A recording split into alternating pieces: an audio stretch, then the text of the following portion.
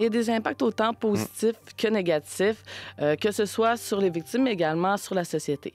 Des impacts positifs pour les victimes, ça peut être le fait de voir que certaines personnes, justement, vont porter plainte, vont aller de l'avant, même si les personnes sont connues.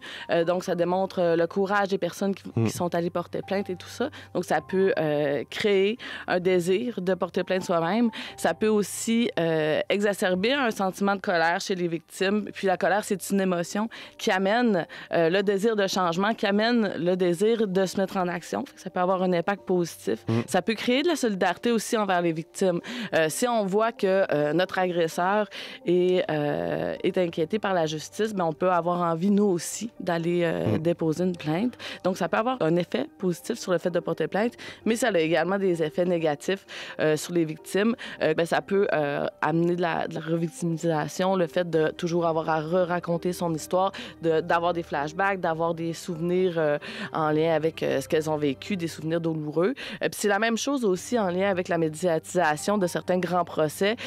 Puis le traitement médiatique est vraiment important et doit être respectueux de la dignité des personnes, dans le sens où quand il y a trop de détails sur les gestes qui ont été commis, que la population n'a pas nécessairement besoin de savoir, bien, ça a cet impact-là également de revictimisation pour la victime, mais pour d'autres victimes aussi qu'on expose justement à des récits d'agression sexuelle. Plus on connaît la problématique, moins on porte de préjugés en lien avec cette problématique-là, mieux peut être l'accompagnement des victimes.